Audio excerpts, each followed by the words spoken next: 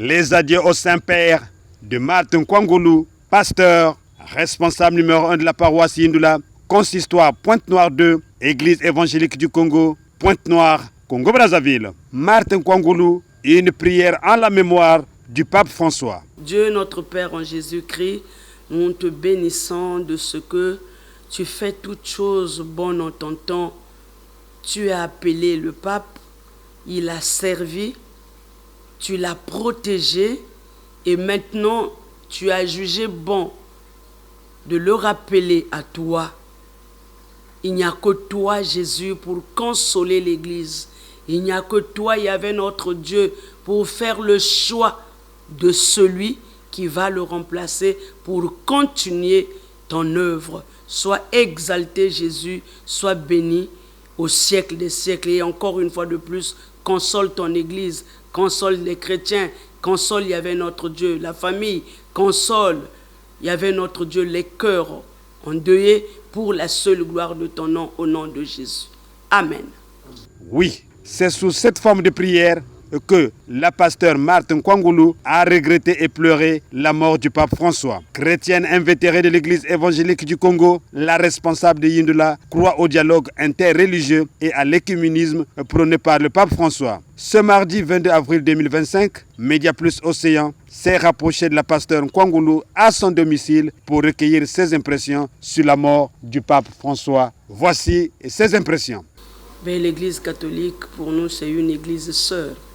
Les rapports, c'est des bons rapports. De toutes les façons, nous avons l'écuménie qui est là. Nous sommes ensemble à tout moment. Nous passons des moments de prière ensemble, des moments d'édification ensemble. Donc pour nous, c'est une église sœur, l'église catholique. Mais la mort du pape François, c'est une mort qui frappe l'église universelle. L'église corps du Christ est en deuil par rapport à la mort du pape. Et je vais peut-être présenter les condoléances à tous les chrétiens catholiques, les chrétiens universels en général, parce que tous, nous sommes en train de pleurer. Le pape, c'est l'homme que Dieu a choisi, qu'il est resté, il a dirigé, il a passé un temps à la tête de l'Église. Et pour nous, en tant que chrétiens, en tant que serviteurs, on ne peut que être dans la tristesse et on ne peut que pleurer. L'héritage laissé par le pape. Mais l'amour, c'est quelque chose qui caractérise les chrétiens. Un chrétien qui ne pratique pas l'amour n'est pas un chrétien. Et le Christ lui-même, c'est l'héritage qu'il a laissé, l'amour du prochain. Il a parlé, il a prêché, il nous a montré comment pratiquer l'amour du prochain.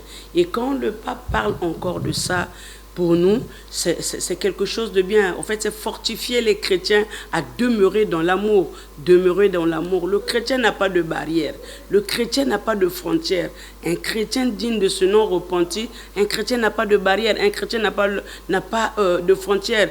Quand même, le Christ nous demande d'aimer nos ennemis. Donc, l'amour pour nous, en tant que chrétiens, est à caractère obligatoire. Bon.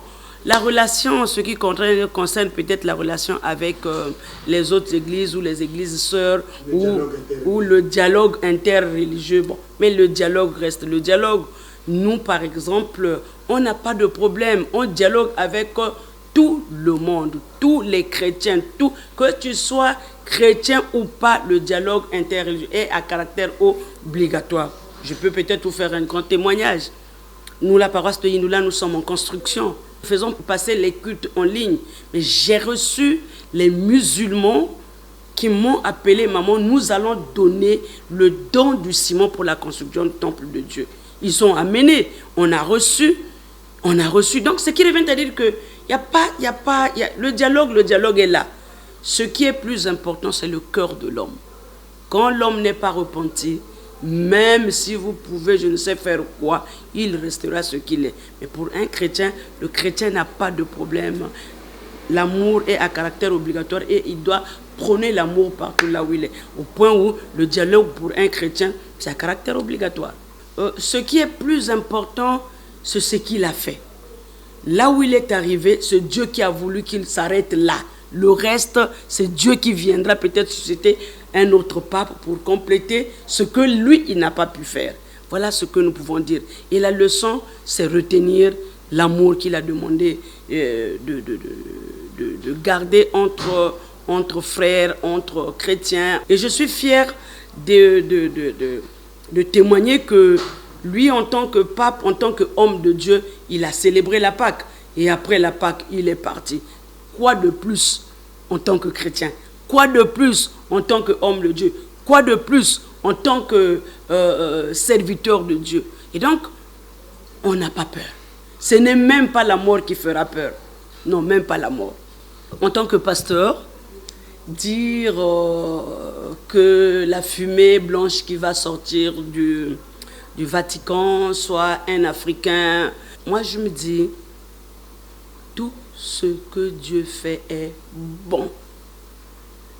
Tout ce que Dieu fait est bon. C'est Dieu qui fait le choix. Si Dieu pense que la fumée blanche qui va sortir, ça sera un Africain, que le nom de l'Éternel soit béni. Si Dieu pense que ça sera un blanc, bon, je ne sais qui, ça reste le choix de Dieu. Et le choix de Dieu, c'est un choix sans tâtonnement. De toutes les façons, Dieu ne tâtonne pas. Et ce qu'il fait, c'est bon. Nous pouvons choisir en tant qu'hommes. Je vais choisir peut-être avec des partis pris. Mais Dieu ne fera pas ma volonté. Dieu fera sa volonté. Et c'est la volonté de Dieu, dans des cas pareils, que nous pouvons demander que cela puisse s'accomplir. Rien que la volonté de Dieu, pas celle des hommes.